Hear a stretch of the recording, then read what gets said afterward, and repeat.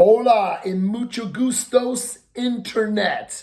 I'm here on my Humphrey Bogart, aka Siskel and Ebert, giving you my top 10 underrated sequels of all time. Now remember, it's my list. Ain't your list. It's my list, all right? So if you got a problem with it, I can't help you, bro. It's my list. My top 10, and I got it posted right here, so I got a little cheat sheet, like I'm, what's the word? Cliff Notes. Top 10 underrated sequels that don't get enough love and they deserve this love. Number 10, Crank 2, High Voltage. Chev Chilios, man. He was doing crazy stuff in this movie, man. He was jumping all over the place. Crazy sex in the middle of the street. Trying to fight a guy who had his head chopped off at the end and talking to him in the... I never seen no movie with a sequel like this. They took Crank to the next level. My man was pumping his heart in the most craziest ways ever. Chef's Kiss. Number 9, Iron Man 3. Iron Man 3, my friends, is one of those underloved out of the three. Everyone wants to talk about Iron Man 1, Iron Man 2. You know what I'm saying? Of course, 1 is the OG. It set off the MCU. But Iron Man 3 was fire, bro. They did the pump heads fake with, you know what I'm saying, the Mandarin. Had everyone think he was going to be someone crazy. Meanwhile, it was just a British actor. My man Ben Kingsley killed that. Killian, crazy. My man heated his body from the inside out. And Iron Man murked them all out. Mad fire. Number 8, Dr. Sleep. Yo, I feel like this is one of those movies that everyone forgot about and then realized how fucked up, how crazy, how insane it was, bro. Like, really take a pause, man. This is The Shining, one of the most craziest horror movies of all time. And your man Dr. Sleep, like they took it to a level, they were like killing kids, man. Like, it was one of the movies you went to go see it and you were like, oh, okay, they went there. And the ending, greatest payoff ever. Shorty got what she deserved. Even though she Mission Impossible, she got what she deserved. Number 7, Tron Legacy. All right. Here's my thing about Tron. I'm an OG from the 80s. I love the first Tron. Part 2 is fire. And I love where they went with it. And the best part of the whole movie, your man Jeff Bridges, man.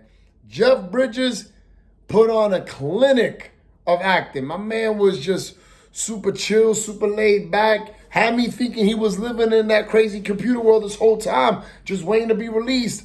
I mean, like, and then they have his alter ego trying to like fight them all. I'm ready for part 3. Let's go, part 3. C'est la vie. All right, number 6, y'all. This one's gonna come out of left field. The Predators. Yo, Predators was fuego. I don't care what you want to say. How you take a whole bunch of mercenaries, killers, all kind of like, you know, people who know how to murk, even like the secret psychopath, and you put them on the planet and it's the Predators planet. And they game. Yo, one of the sickest plot twists I've ever seen in a movie, man. They really milked it. Yeah, it was a little stretch to make Adrian Brody a little bit like, you know, Schwarzenegger, because ain't no one replacing Schwarzenegger. But he pulled it off. Adrian Brody had me thinking he was a Marine because the man's a good actor. Don't look like a Marine, but he's a good actor. I go with it. Number 5. Y'all not going to see this one coming. Escape from L.A., man. Young Kurt Russell, Snake Plissken. Yo, it was a one-up to Escape from New York. If you thought that was crazy, Escape to L.A. was even funnier and crazier. Wild, crazy adventures to get out of that island. Blowing up from LA itself, earthquake on its own. Shorty got the passcodes to let go of the nuclear codes. Your man Snake Plissken with the disease in him, thinking this disease really is just the flu. And he killing everybody with glee and funny work. Like, it was one of the funniest joints I've ever seen in my life. How you playing basketball? My man hit a full court shot to get out. Let's go, Snake Plissken. I'm with you for the revolution. Pause. Yo, number 4. Live Free or Die Hard. Your man Bruce Willis went ham on this one. What I loved about Live Free, Die Hard, man, was that it made you really think about internet and AI and how, like, the moment that goes off blink, we're done. We don't know how to make it work, y'all. And to my point, like, the only one who could save us John McClane. Because John McClane know how to make it work. And as long as you got John McClane on your side, you is Gucci. So, yo, Live Free, Die Hard. Kevin Smith, best cameo in a movie ever. He's got the command center. Number 3, we top 3 now. Number 3, and I know you're not seeing this one coming. Return to Oz. Yo, this movie was amazing. When I was a little kid, I don't even think I realized what I was watching because I had childhood trauma after watching this movie. But this movie, yo, oh my God. Like how you take the Wizard of Oz, so happy, this, that, and the third, Lion, you know what I'm saying, the Tin Man, the Scarecrow, Dorothy, Toto, everyone's all lovey-dovey. Then you go back and everything's a twisted nightmare. It's like the 180 opposite over here. See, yo, dog, to this day, I got nightmares of them wheeler dudes. Them hands, the dudes that had the hands and the wheels, like one of the scariest things I've seen in my life. I'm telling you, you watch Return to Oz, don't watch it with the lights off. You're welcome. Yo, number 2, Blade Runner 2049.